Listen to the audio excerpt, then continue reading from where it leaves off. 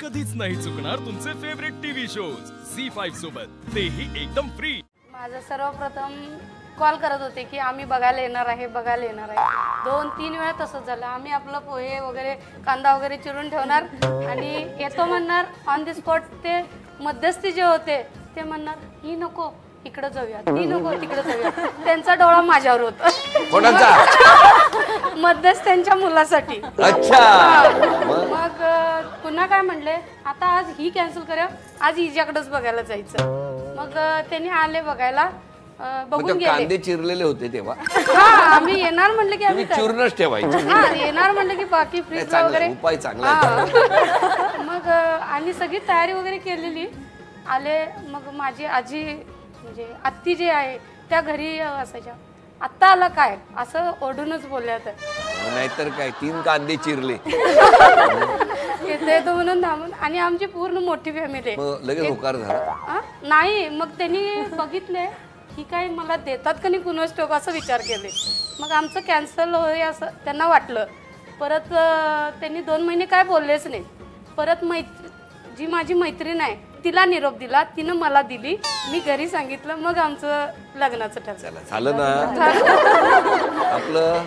माझं कसं झालं, पहिल्यांदा माझे दीर पाहून गेले होते, पण त्यावेळी माझं जस्ट कॉलेज झालं होतं, त्यामुळे मी छोटी दिसत होते। अच्छा। आणि आता काय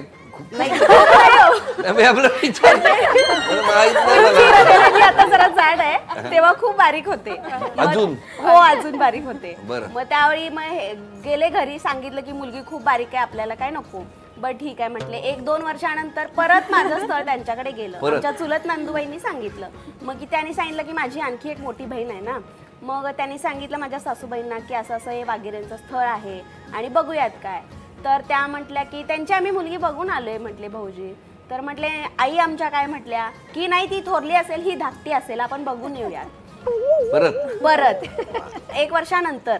मग आले पाहायला, बघितलं, त्यावेळेला मला तर काय पहिला पसंत नव्हते। मी त्यांच्याकडे बघत होते, पण त्यांनी माझ्याकडे बघितलंच नाही। ते कोणाकडे बघत होते काय माहिती कुठं बघत होते। त्यांच्या नाकावर एक डाग आहे आणि आता थोडं अंतर असतंच ना, मला मी विचार करत होते यांच्या नाकावर माशी बसली, माशी काय केलं उठतच नाही। मी किती उशीर यांच्या नाकाकडे बघत होते, त्यांचं काय लक्षच नाही। शेवटी मी उठून गेले, आमच्या बहिणीला जरा गेलात पण माशी उठली नाही। माशी उठली नाही। मग नंतर परत आम्ही निरोप वगैरे दिला नाही लवकर। मग त्यांचा परत फोन येऊ केला। मग म्हटलं बरं आम्ही ठीक आहे, घर बघायला येतो म्हटलं। घर बघायला गेलो, तरी पण आलो, परत निरोपच नाही दिला लवकर, का तर पौर्णिमा अमावस्या वगैरे असं असतंच ना काहीतरी। हो, काय मला नाही माहिती। मग निरोप दिला नाही लवकर। मग एक दिवस काय झालं, त्यांनी म्हटलं आम्ही मुलगी बघायला आणखी एकदा येणार आहे।